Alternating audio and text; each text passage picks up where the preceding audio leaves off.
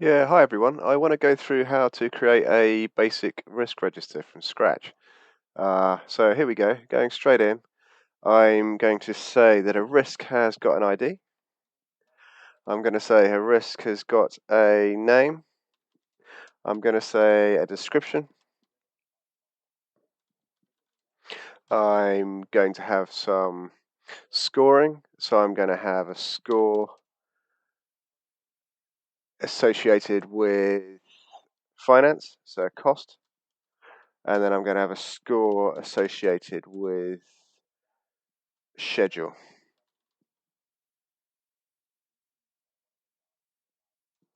Time, I think, is a better way to say that. So I've got an ID, a name, a description, a score for cost, and a score for time. So how do I build those scores up? Well, with risk, you have a probability and you have an impact. So I'm going to insert some columns before the score for time and cost. I'm just going to go and insert 2 columns in there, and I'm going to insert 2 columns in there. And then I'm going to call that probability percentage. And I'm going to say impact cost. And I'm going to say probability percentage again. And I'm going to say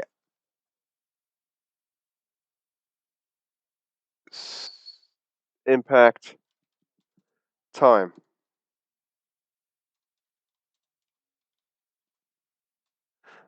Now, if I'm making a table, it's not going to like me calling the table names, the table column headers, the same thing. So you can see that I had 2 probability percentages. I'm going to call them individual names, probability cost percentage and probability time percentage. The other thing you can see is things are starting to stack up on top of each other.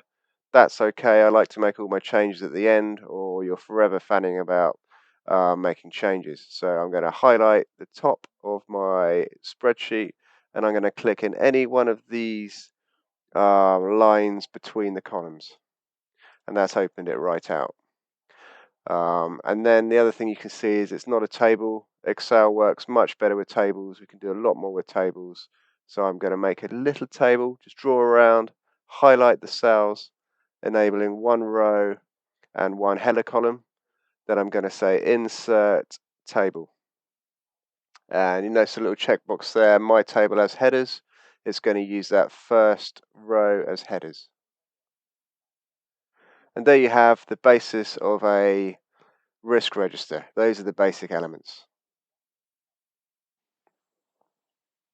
Okay, so what I'd like to do now is start to fill out this table, make sure it's going to work for us. So we need to make sure we've got the formatting right to start with. It's always a good starting point. So what I'm going to do is make sure that my columns are in the right format. So my impact cost and score for cost is going to be in pounds and pence. So I'm going to highlight those 2 columns, and I'm going to say currency. Time, impact and score is going to be in months. Actually, I think we're going to say it's going to be in days. It all depends on the scale of your project. But for simplicity, I'm just going to put in the format as being a number. And then both my probabilities are percentages. So I'm going to highlight those 2, and I'm going to say that they're percentages. Okay, so there's my basics of the risk register format. Okay, so what I'm going to do is start going through populating this risk register now to make sure that things come through in the right sort of format. And I'll give you some tips on how to format the risk and how to build up a risk log. So I'm going to go straight in there with risk ID 1. I'm going to call this, I don't know, maybe we're working on an offshore platform. We're worried about platform shutdowns. So I'm going to say shutdowns. Shutdowns, if I can spell it properly. There we go. Description. Now here's a good tip. Risk language, cause and effect language, as as a result of, oh, try again, as a result of, there is a risk that, resulting in. Yeah, always good to use that sort of language when making a risk register. What we'll do actually is we're going to bold that and we're going to copy that down, just drag and drop that down there. And we have a few risk languages we can fill in there. Again, it looks a bit small, this box. I'm just going to open it up a bit, give me some more room to work in. Let's not worry about the rest of the formatting yet. So for this risk, as a result of potential hot works, you know, if you're in the industry, offshore industry, you'll know what that means. Potential hot works.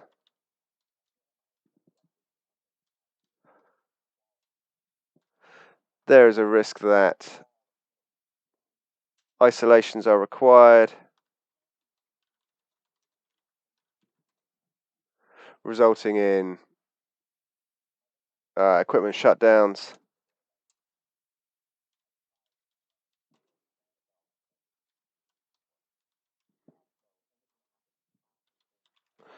Okay, now, and then it all depends how much do we know about this risk. Well, early days, we've just thought about it. So I always like to start with the 50-50, and then I speak to the experts to narrow that down. Okay, so, but I might know enough to say there's a 50% chance it's going to be this risk. 50%. The impact in cost, well, again, I'm going to speak to the experts. I'm going to give a broad opinion, consult as many people as I can. But let's say that this platform needs to shut down for 3 days. You know, I've got a fair amount of experience as a PM in this sector. I might think that's going to cost me, in the area this work's being done in, I think it might cost me £10,000. Now you can see my scores aren't coming across just yet, so we'll solve that in a minute. First of all, let's do the time estimates. So I told you there it could be shut down for 3 days. Again, we're 50%. We haven't assessed this properly yet. I'm going to put 3 down in there, and then let's get some calculations working. So my score here is going to be the probability cost times the impact there. £5,000 it could cost me as my factored risk so far, pending any further consultation with the team. Here we're going to do the same. We're going to do the time percentage times the impact, and 1.5 days is my my calculated risk based on a 50% chance of this happening. 1.5 days isn't great. Yeah, what I'm going to suggest there for this column is we're going to do some rounding. So what we can do there is go into that formula and put a round function in, equals round, put the rest in brackets. After the number, how much do you want to round by? Well, I don't want any digits, so I'm going to round up in a single digit. So I'm going to say 0. And there we have it. It's rounding up for 2 days, much more easier to work with. You see that formatting. The beauty of working in the table is that formatting's gone all the way down. That's the same for all of these things. So my cost formatting's gone all the way down through the table. That's why we're working in tables for this. Let's do a little bit of tidy up. Let's just highlight everything in the table. In the table, to do that, I can go Control Shift right, Control Shift down. Then I can go top a line and left a line. It gets everything nice and aligned there. So there we have it. This is the entries can now start to go in using cause and effect language. We can now fill out our risk register with the team.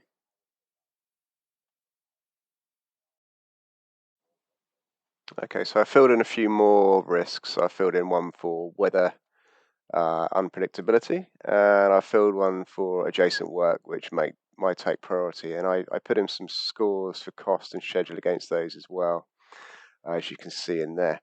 What it's important to do is have some sort of key so that you know visually how to rank these things. So you want a key in there based on time scoring. So I'm going to put in, and what's important to do is do this out of the way of your table here, because you remember I did my formatting per the column, so that formatting will carry straight down. So for my little score table, you can either work on another tab, or you can work just off to the side here, which is probably easier. So you've got your default formatting and spacing. So I'm going to say scoring, and I'm going to do it down here so I'm not worried about the spacing of the table next to it. Scoring system helps if I can spell. Time. Right, so what we're looking at with time, we've got scores. We may be talking days, we may be talking months, but this is a simple risk register, so I just want to have 3 categories for my scoring. So I'm going to say for a high score, I'm going to say anything over 30 days. So in fact, looking at my table, I want to have something to work with here. So I'm going to say anything over 15 days. 15 is my lower limit. I'm going to say 15 days to 60 days is my higher limit. And then I'm going to say between 5 days, 14 days is my medium limit. And I'm going to say 0 to 4 days is my lowest score. So that's my simple 3, 2, 1 score. 3, 2, 1. And then I'm going to have a scoring system for cost as well. We're talking in pounds and pence. I don't know. I'm going to say my high impact cost issue is going to be something over £20,000. £20,000 up to say £50,000. After which, we're looking at really it's off the register. Not interested. Need to re-baseline. So here we go. We're going to say a 3. I'm going to say 5 to 19,999 is going to be my medium, and I'm going to say 0. Sorry, that should be 5,000. I'm going to say 0 to 4,999 because we're dealing in pounds here. Then we're going to say a score of a 2 and 1. So there's my little scoring tables. Again, these don't look very good tables, do they? So I'm going to say, what are my table headers? Lower limit,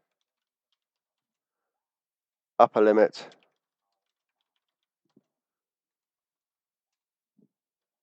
score.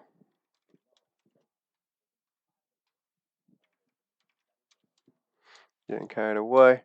Right, I'm going to nick those titles, copy and paste them straight up here. Get rid of that. We know it's a scoring table, don't we? Don't need that. Right, here's my 2 tables, like we did before. For these little tables, I'm going to say insert table. Table's got headers, just like before. Insert table. And then I got myself a nice little scoring system there. It's going to help me rank my risks and give me some sort of feedback visually as to what my biggest risks are. That helps when you're discussing it with the team, so you don't need to talk through hundreds of risks. You can just talk through the high priority ones. Okay, so I've got my little table that I've made up, which is my scores for my time. I've got my time scoring in that table there, and then I've got my cost scoring in the table below. Just to give me an idea of how I'm going to rank the severity of my risks. Okay, so the reason I want to do this is because later on I want to be able to rank things. So you might have, I don't know, 100 risks, and you want to be able to group them a lot easier. So the reason I'm doing this is to get it into a simple factored score that will apply across your risk table. So what I'm going to do is I'm going to give the cost and the time risks. I'm going to put them in as a simple severity score. Okay, so what I'm going to do there then is I'm going to insert some columns. So insert columns to the left, and I'm going to say cost. I'm going to say severity. Severity for cost. Remember, this is going to be a score from 1 to 3. And I'm going to insert one here. It's going to be severity time. Okay, and that will be, it's going to use my lookup table. I think the easiest way to do it is use a few if statements. So if you're unfamiliar with these, you can use them and just write them straight out as equals ifs. So there's more than one if statement. Equals ifs, open brackets. My logical test is going to look at this score for the cost, and it's going to ask if it's lower than my first parameter, which was 5,000. Yeah, I'm looking at my cost score table now. So I've simply clicked on that cell, column, and then the value of true, it's going to be a 1. Yeah, it's lower than 5,000. It's going to be my lowest score. Right, now it's looking for my logical test 2. So I'm going back into the risk register, score cost, column. So score cost is going to be less than the 20,000. And the value of true is going to be a 2. This is your mid-range cost. And then the next logical test, we're going back into the risk register. I'm going to click on score cost. Now we're going to be looking for everything over. So this is all the other stuff there. Anything over the 19,999 mark. And that's going to relate to a score of 3. And I'm going to close my brackets. One oddity there is it's put it all in pounds and pence. It's using that. So just highlight the column and change it to general, so you don't get any decimal points or anything. General, a score between 1 to 3 of the cost severity. And we're going to do a similar thing for time. So it's going to be equals ifs. We're going to look at this time score, equals ifs, open brackets. We're going to look at the time score. We're going to ask, is it less than my lower limit? So it's less than 5,000. We're going to want it to be 1.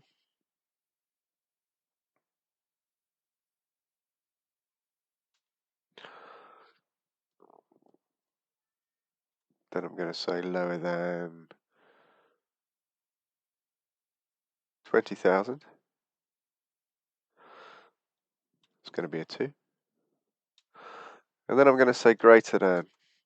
I'm going to say greater than 19. Okay, so I'm now going to describe how to get a quick severity score for time. So that can be made by using multiple if statements, equals ifs. Open the bracket, look at, so I'm going to click on the score. I'm going to say, is the score, the logical test is the score less than 5 days, comma, and the value of true is going to be 1. Okay, so if it's less than 5 days, it's going to have a low score. Okay, then I press comma again, and it's prompted me for, and I'm going to say less than, and I'm going to click on the 15, so less than 15 days, and I want it to return a 2 if that happens.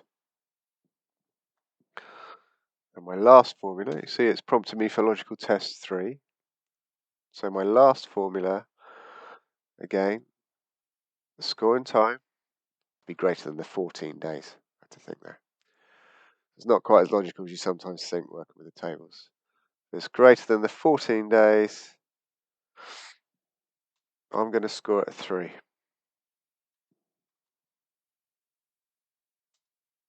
Okay, so it's given me a score and time for everything. There is an issue with what's happened here. You can probably spot it in that it's scored some low scoring time risks quite highly. Yeah, so this one you may think looks all right. This one doesn't look right. It's a day and it's scored at a severity of 2. We need to set the sale references as absolute values. Okay, so what I mean by that is when it's referencing these numbers, when it's looking at these cells, these need to be absolute values, or else when you copy the formula down, which it's doing automatically, it's going to be copying the value from the cell down. So to fix those values, simply highlight the whole lot and press F4. That fixes that issue. What I do now is to put another column in for my overall severity. Severity score, okay, individual to each risk.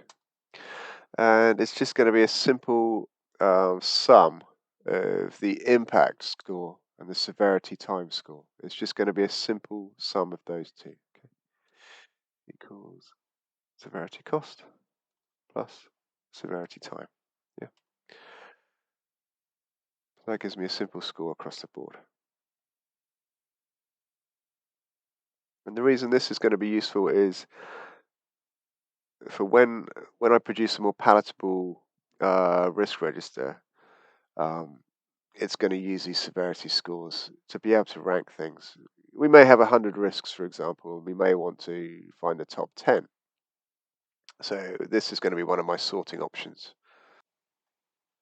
Okay, one thing I found it was necessary to do at this stage, because we're getting this quite close to where I want it now, is just to highlight the different cost elements, just so it's easier on the eye. You've got cost data there in one color, time data there in another color. I've just done some quite easy on the eye pastel colors, just to separate the two elements. All right, bearing in mind this is supposed to be a simple risk register. The main thing I want to put in this before we've got the basis of it is to put in some mitigation actions. Yeah, they're the basis of which you talk through the risks with the team, and on a weekly or monthly basis, dependent on the drumbeat of your project. So I'm just going to put in a new column here called, I'm going to call it mitigation actions. Yeah, I'm not going to overcomplicate it. There's free text in there. It's as simple as that. Okay, but it is important that lives within the risk register to stimulate conversation and move tasks forward. Yeah. Okay, so we're getting pretty close to the finished product now. What I'd like to do is add in some details, because what we've got to remember is it's fine when we're coming up with these costs. The project manager may well understand it, but he's going to have to justify how he got to these numbers. They wouldn't have always come from him or her. They could come from any member of the team and may want to be scrutinized at any particular point. So I'm going to put in here a new column. In fact, I'm just going to call it cost justification. How did you get to that number?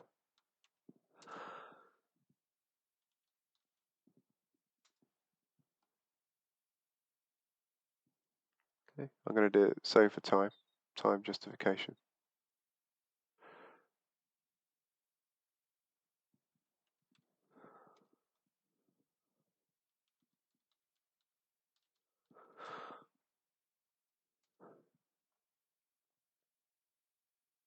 Okay, and that again, just like the mitigation plan, is free text to put in. How do we come up with that cost? Was it X amount of man hours per day that was lost? Was it, if we have to demobilize, to remobilize to get people offshore, is it this amount of days typically on average? Maybe some examples, data that was looked at. So, okay, so I'm going to use something called Power Query to tidy this up now, to just produce a report from the risk register. So this is using Power Query. I can click anywhere in the table, and I can say, I can use this feature here, which is from table or range. Okay, so by using that, it's going to look at all the data in the table that I've created from table stroke range, and it takes you into this editor tab. And it's a series of steps that you can use to tidy up the table that you've created. And what I want to do is I want to remove any columns that aren't of interest to the report. So my justification for this is, I think we always need an ID. It's the basis for talking through all risks, to have a unique ID. We need a name, we need a description, and then I think we need to show the score of cost. Yeah, so the overall contingency that we're requesting in terms of risk. I'd want to understand my time score. What schedule slip are we expecting? Do we need to factor in? And then I think the only other thing I want to need outside of my working area is I want to see what mitigating actions are happening. So I'm going to click on that column as well. And then if I go here, I can remove columns, and I can remove the other columns. So I'm not going to lose them forever, but I'm going to lose them from the display that I want to show. Okay, so I'll click on remove other columns, and then I'm going to close and load that. Yeah, so I've still got my working register that I can use with the team. But if I want to produce a report, you can see what it's done here. It's produced a simple report. Now, one other thing, you can step back into this editor at any time. One thing that would be useful is if we were to base these risks on the impact. Yeah, so base them on the severity score that we calculated. Yeah, in order. Because if I had 50, I might just want to see. I might just want to work on the top ones. Okay, I don't want to be looking at them all at once. So I'm going to step back into my table. So over on the right hand side, I can hover over my table and I can select edit. And I'm editing the steps. Okay. So I'm going to go to one of my earliest steps where I can see that my severity score, my total severity score is exposed. And then I can sort on that score by clicking on the filter arrow. So I'm going to sort on descending, which shows the highest score first. And it's inserting a step into my query. I'm then going to save and load that.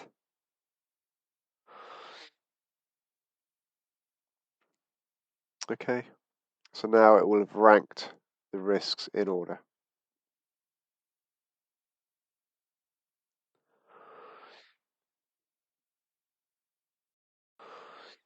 So there's a little bit of tidying up to do because it's wrap text, and it's going to open my cells. It's going to wrap the text so that it's easy on the eye. I'm also going to put some justification in, left and up justification. Don't get too carried away with this, because every time you rerun the query, it's going to sort them back out the way it was. Okay, so don't get too hung up on formatting there. You can just quickly tidy it up when you want to give in your presentation. But here, in a nutshell, it shows the name of the risk, the ID, a description of it, your current score, and the mitigating actions, and it will be ranked as well in order of importance.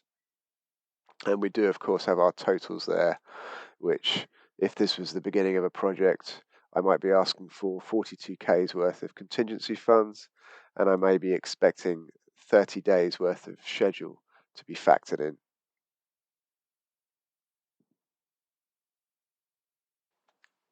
So I'm still not 100% happy with this risk register. Okay, I've got my three elements I'm working from here. Is the register, which the team are going to work on, you know, during the drumbeat meetings.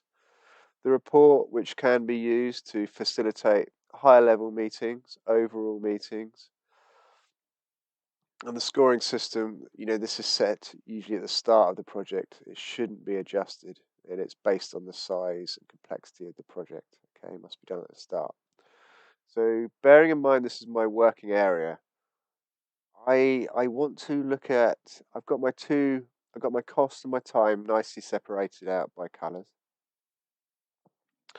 Then I've got my severity score and I've got my mitigation actions. I want to move them over to the left, so I'm going to grab that column there, just in between there when I get the X. I'm going to move it across. I'm also going to move across to mitigating actions. Move mitigating actions across there. Okay, so this simplifies down my working area a bit. I can see the risk, I can see the description, I can see its current severity score based on the work that we've done there to justify it, and then I can key in my mitigation actions. One key thing we should always have on mitigating actions is to have an owner. Okay, I'm going to insert a column to the left, and I'm going to call it action owner.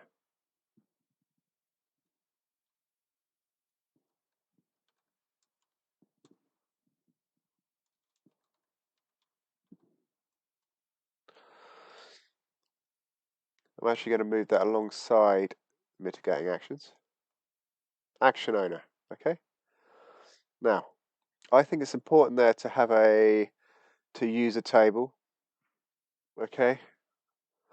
To have data validation there, because you don't want to you could make mistakes with entering people's initials.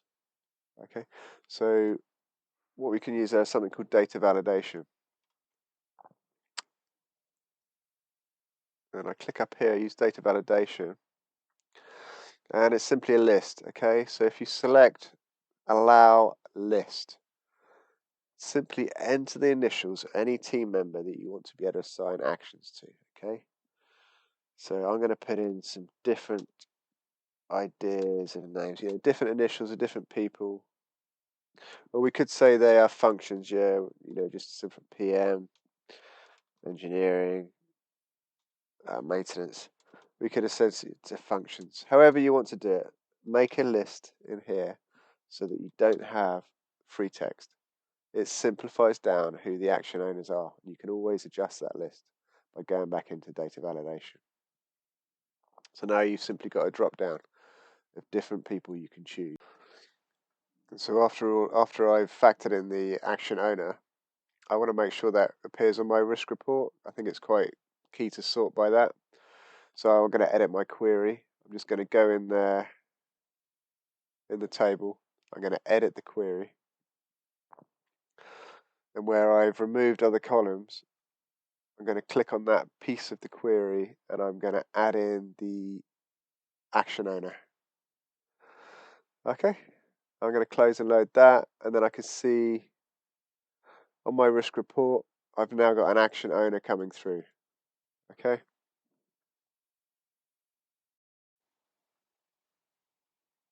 Okay, so in this last piece I just want to provide a little bit of protection so that the calculated fields in this table can't be edited by accident when you're working on the risk register. So the way to do that is, the easiest way I find is to select the whole table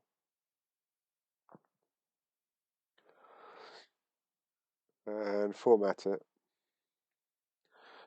And if you say that if you unselect locked to start with, and say OK, then if you then go in and just highlight the column so you know the severity score is calculated.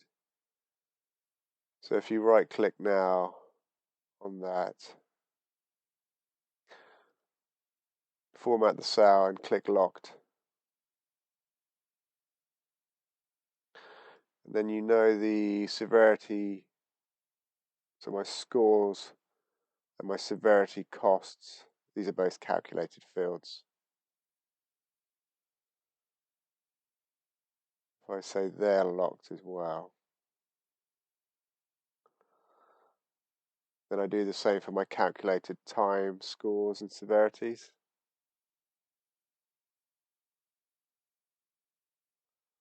Let's change them to locked. All right, now if I do a protect sheet, now I'm going to put in put a password in there. I'm going to call this risk for those people that are going to use this. And this is going to not allow people to select the locked cells. Okay, I'm protecting this now. And I am going to make sure when I protect it, people cannot select the locked cells. So I've got that deselected. So it's a bit of reverse logic. It sounds a bit back to front. Okay, so bear with me. I'm going to say OK there. It's going to ask me to re-enter it. And again, I'm using the password risk, all lowercase. Okay. So now, if I go in here, my actual calculated fields, I can no longer click in, okay? I can no longer click in there to edit it. It's quite a broad change. You won't be able to click in any of the column data, so it's going to apply it all the way down.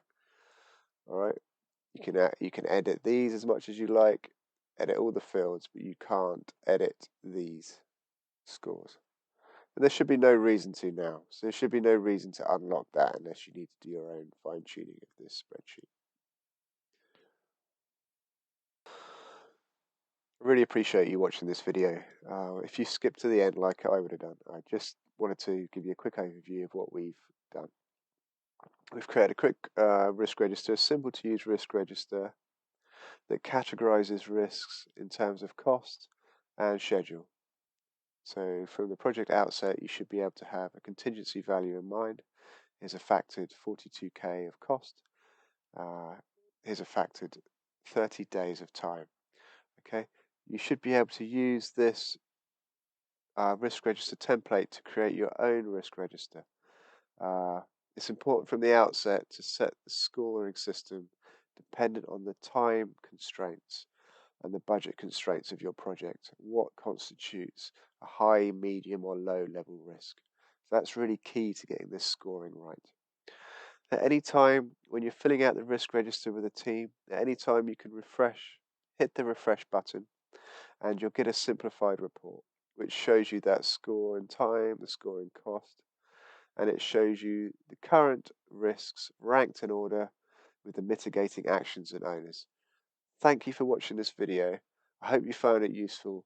I look forward to collaborating with you or hearing your comments on my website. Thank you.